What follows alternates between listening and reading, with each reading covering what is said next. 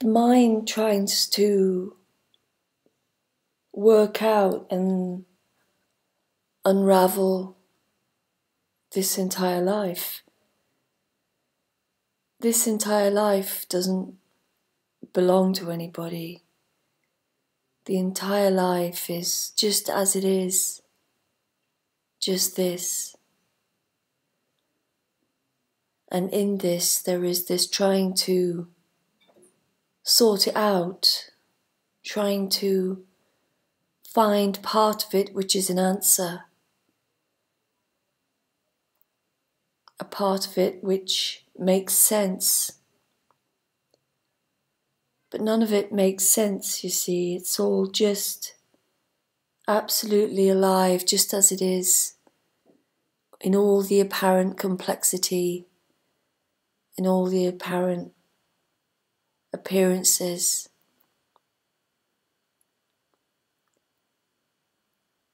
And the person, which is part of this life, lives in a story, lives in a box which is concrete and makes sense. I was born, I was a child, everything is the way it is, the world is the way it is because of A, B and C. And then I'm going to get old and then I'm going to die. And it likes to live in a story because the story is safe, the story makes sense. It's like a prison, but a safe prison. Because without that prison, without that safe story, even if the story is uncomfortable, everything is blown wide open and then nothing makes sense. And the apparent person, well, it can't live in that wide open space of nothing, really, of nothing. It's empty of sense, it's empty of story. And of course this can't be helped because that's the way it is in the human. The mind is contracted and constricted into a very enclosed personal space called me and my life. And then it seems to look for a way out of it. And it looks for a way out of it in seeking. It looks for an answer, and it looks in places like paths and teachings where answers are forthcoming, where stories of enlightenment and freedom are gained, or offered. And they seem promising. They seem like a way out of the prison, of the story. But the misunderstanding here is that this person that you think you are, this prison that you think you are in, is no more than an appearance in life. It's a misunderstanding.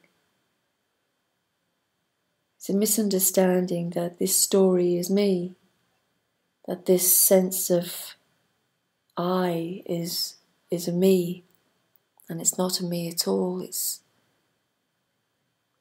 just an appearance. It's just a story, a very believable story.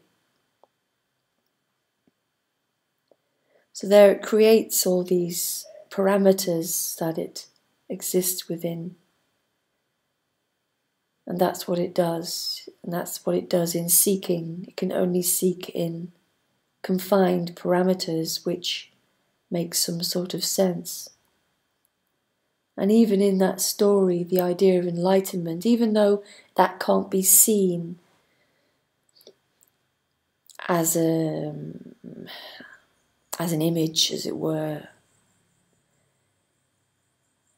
it makes some sort of sense because other people say that it's true, so therefore it must be true, and there's a sense of it, like there's a sense of that must be true.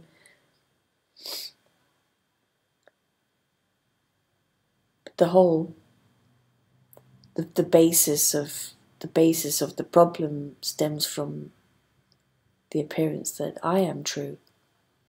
And yet there is this sense of that there must be freedom. And even though it does seek in teachings and paths, there is this deep sense that there is a thing called freedom.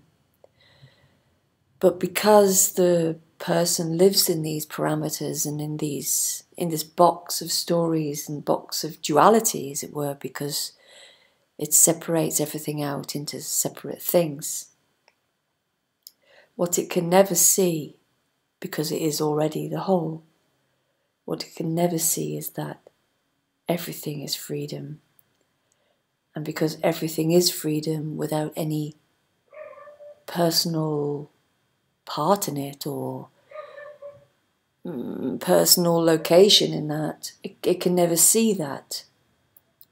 But there is the sense that there is freedom there. But you see, the sense, because the person is at the center of everything, it's the person that thinks there is freedom for me.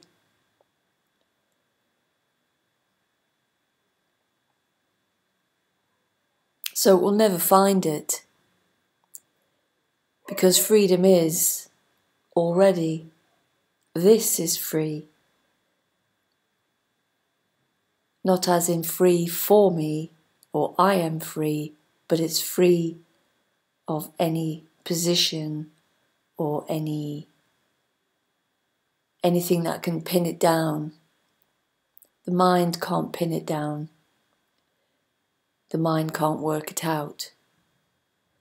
So in that way there can be a frustration, and it will try to find anything it can to pin something down, to I'm there or I'm closer, or I think I know what it is. But life is so ultimately free and unbound that it is everything, including the seeker. So in that way, the search is ultimately completely impossible.